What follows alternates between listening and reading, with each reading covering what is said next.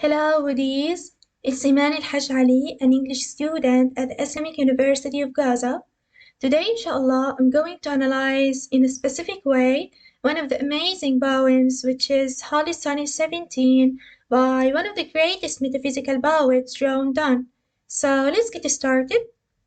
Um, Firstly, I'm gonna recite the poem with you. Since she whom I loved had paid her last debt to nature and to heirs, and my good is dead, and her soul early into heaven ravished, holy in heavenly things my mind is set. Here the admiring air my mind did wet, to seek thee, God, so streams do show thee head. But though I found thee, and thou my thirst hast fed, a holy thirsty dropsy melts me yet.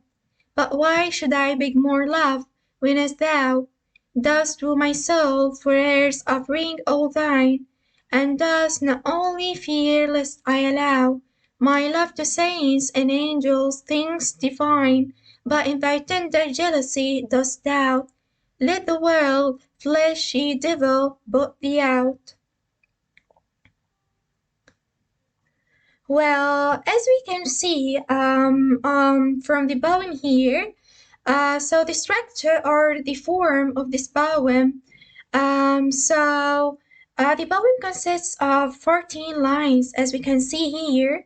So we can understand that this is a sonnet consisting of 3 quatrains, four lines each, and the last couplet, the rhyming couplet here, which is like the turn in the sonnet, like a conclusion, indicated by the word here, but.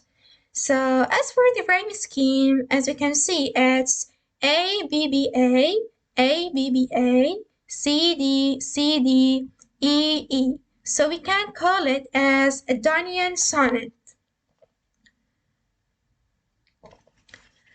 All right, let's discuss briefly the theme or the subject matter of the poem. So, what's the poem about?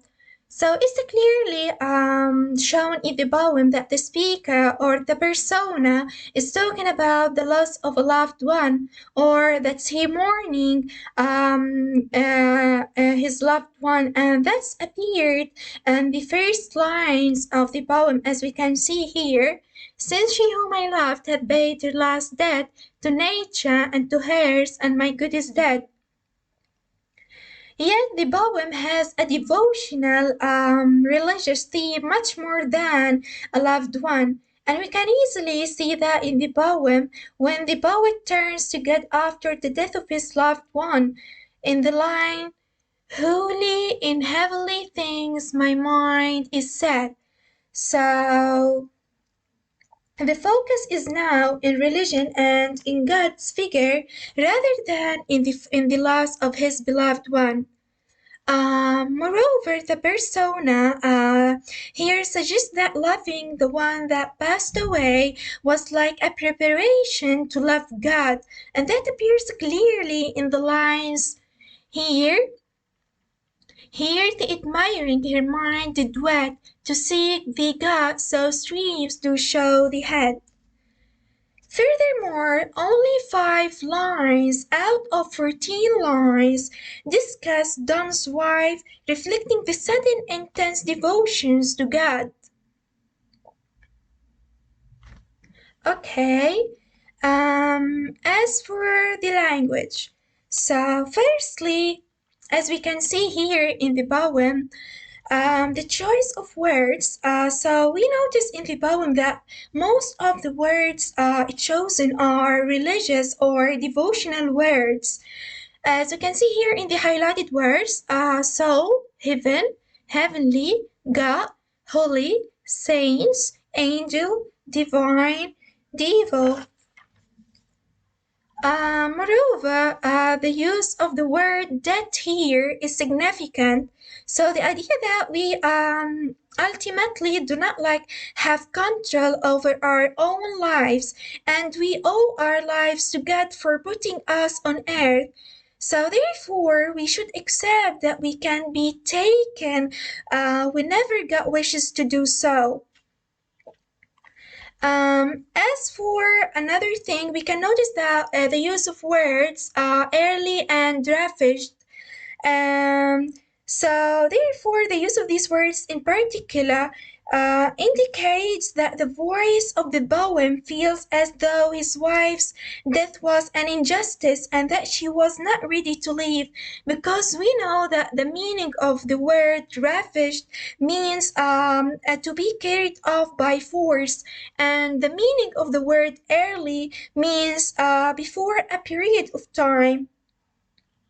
Another thing that we can notice in the poem, the past symbol of the verb love here in the first line.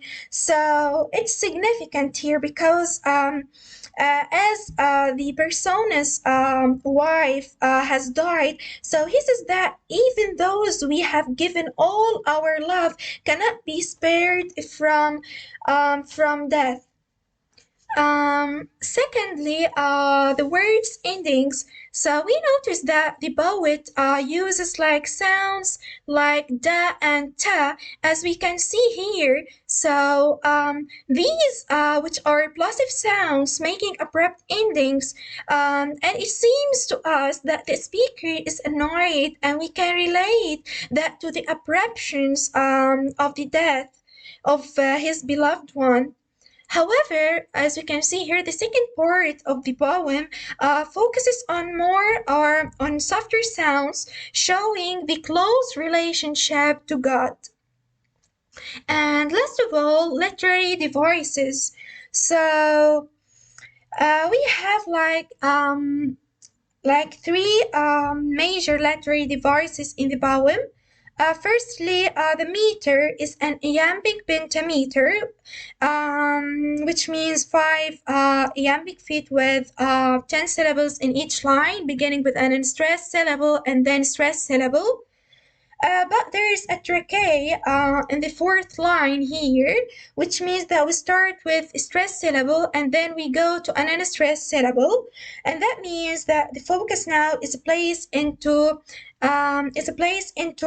religion and in God's figure rather than in the loss of the beloved one. We notice another literary device, which is the alliteration here. We notice so streams the repetition of the sound sa, which makes it like more musical.